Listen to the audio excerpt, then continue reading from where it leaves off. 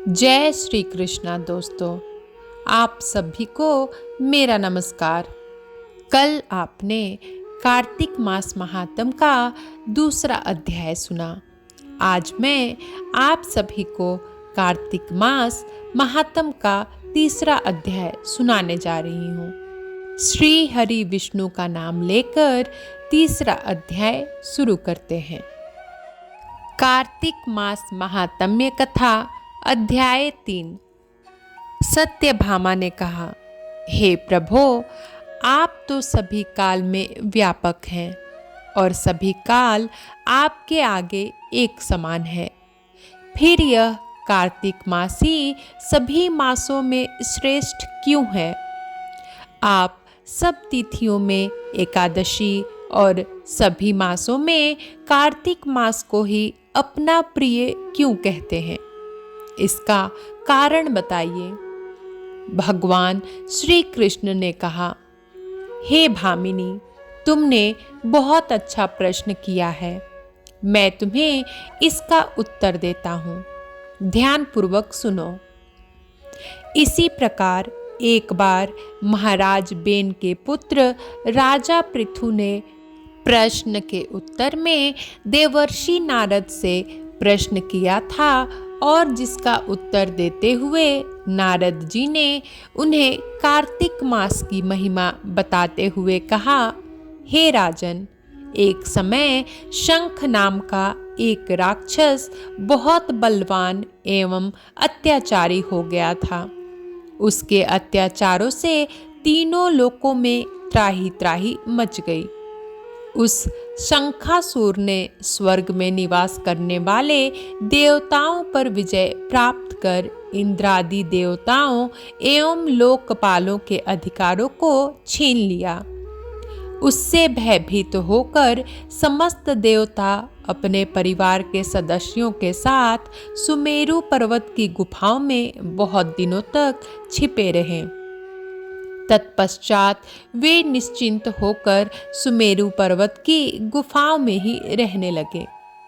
उधर जब शंखासुर को इस बात का पता चला कि देवता आनंद पूर्वक सुमेरु पर्वत की गुफाओं में निवास कर रहे हैं, तो उसने सोचा कि ऐसी कोई दिव्य शक्ति अवश्य है जिसके प्रभाव से अधिकारहीन यह देवता अभी भी बलवान है।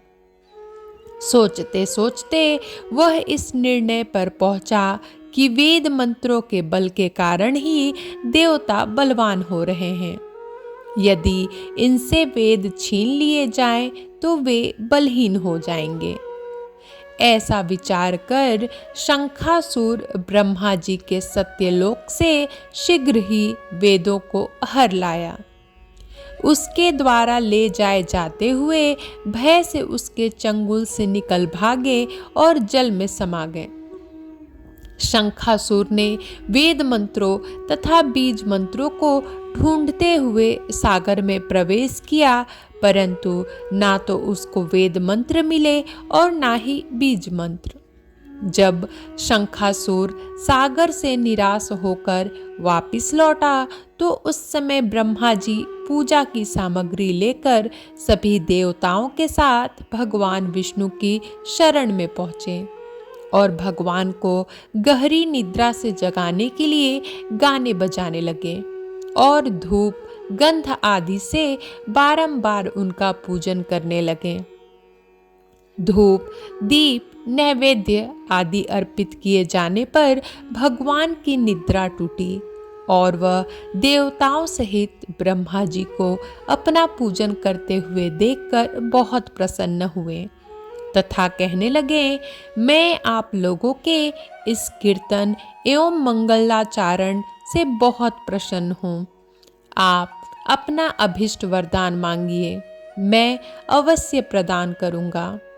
जो मनुष्य आश्विन शुक्ल की एकादशी से देवोत्थान एकादशी तक ब्रह्मा मुहूर्त में उठकर मेरी पूजा करेंगे, उन्हें तुम्हारी ही भांति मेरे प्रसन्न होने के कारण सुख की प्राप्ति होगी।